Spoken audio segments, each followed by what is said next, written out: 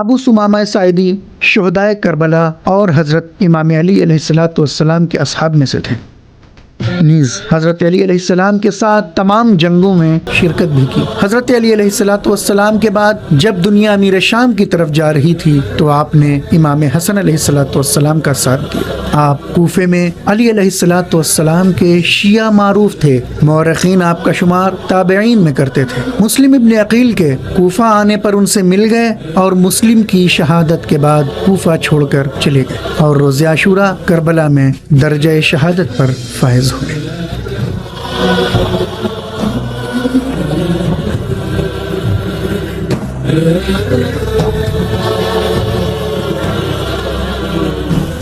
اعوذ باللہ من الشیطان الرجیم، بسم اللہ الرحمن الرحیم، اللہم صلی علی محمد و آل محمد۔ ناظرین، حضرت امام حسین علیہ السلام کے جو جانثار ہیں اور جو اصحاب حسینی ہیں، ان کے حوالے سے ہماری گفتگو چل رہی ہے۔ آج جس شخصیت کے حوالے سے ہم گفتگو کرنا چاہتے ہیں وہ ہیں حضرت ابو ثمامہ ساعدی۔ بڑی عظیم شخصیت ہے جناب ابو ثمامہ کی، جو مولا کائنات حضرت امیر المومنین علی ابن ابی طالب علیہ السلام کے معروف اصحاب میں سے ہیں اور تمام جنگوں میں امام علیہ السلام کے ساتھ رہے ہیں اور قدم بقدم حضرت علی علیہ السلام کے ساتھ اپنی قربانیاں اور ہر طریقے سے اپنے آپ کو قربان کرنے کی کوشش کی ہے۔ پوری زندگی انہوں نے دفاع ولایت میں گزاری ہے اور امام حسین علیہ السلام کے بعد امام حسن علیہ السلام کے ساتھ ان کا یہی کردار رہا اور امام حسن علیہ السلام کے بعد امام حسین علیہ السلام کے ساتھ اسی طرح اپنی قربانیاں پیش کرنے کے لیے حاضر ہوئے ہیں۔ اور زیارت ناحیہ مقدسہ میں بھی ان کے حوالے سے جو سلام، یعنی امام زمانہ عجل اللہ تعالیٰ فرجہ الشریف جو سلام کرتے ہیں تو اس طریقے سے ہے السلام علی ابی ثمامہ عمرو ابن عبداللہ الساعدی۔ امام زمانہ ان کو سلام پیش کرتے ہیں، یہ بڑا عظیم مقام ہے۔ ناظرین، ایک زیارت رجبیہ ہے اور ایک زیارت ناحیہ ہے، جن میں امام حسین علیہ السلام کے بعض اصحاب کے نام لے کر ان کو سلام کیا گیا ہے، جس سے یہ واضح ہوتا ہے کہ یہ جو اصحاب، البتہ اصحاب اپنی جگہ پر تمام ایک خاص مقام رکھتے ہیں، ان کی مثال نہیں ہے، لیکن ان میں یہ اصحاب جو ہے وہ نہایت اہمیت کے حامل ہیں۔ انہی میں سے ایک جناب ابو ثمامہ ساعدی ہیں۔ یہ کوفے کے رہنے والے تھے۔ امام حسین علیہ السلام نے جس وقت جناب مسلم ابن عقیل کو اپنا سفیر بنا کر کوفے بھیجا ہے تو اس وقت جناب ابو ثمامہ نے پوری کوشش کی کہ ان کی خدمت کریں اور ان کی جو ہے مدد کریں۔ اور اس سے پہلے بھی جس وقت حاکم شام جو ہے وہ اپنے بیٹے کے لیے بیعت لینے کی کوشش کرتا ہے تو مسلمانوں کو متوجہ کرنے کی کوشش کی کہ اس کی بیعت نہیں کی جا سکتی، اس لیے کہ اس کے صفات یہ ہیں، تاریخ میں تفصیل سے سب مذکور ہے۔ اور جب یہ حاکم شام واصل جہنم ہوتا ہے تو اس کے بعد جو محبان اہل بیت ہیں وہ سلمان ابن سرد خزائی کے گھر میں جب جمع ہوتے ہیں اور وہاں پر امام حسین علیہ السلام کی مدد کے لیے کوشش کرتے ہیں اور نامے لکھتے ہیں تو اس میں جناب ابو ثمامہ بھی ہیں۔ نامے تو بہت سے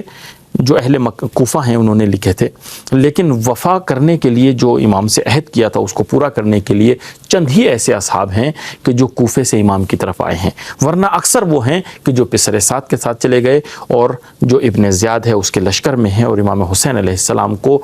شہید کرنے کی کوشش کر رہے ہیں۔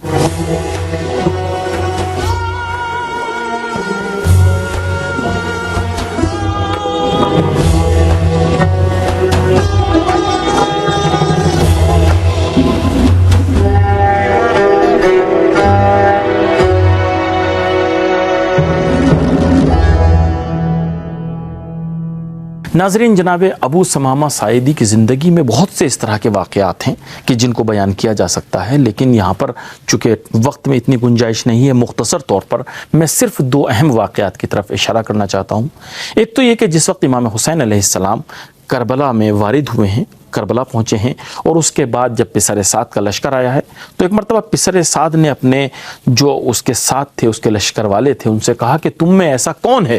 کہ جو فرزند رسول کی طرف جائے اور حسین ابن علی سے یہ جا کر پوچھے کہ وہ کس لیے اس مقام پر آئے ہیں، کربلا میں کیوں پہنچے ہیں۔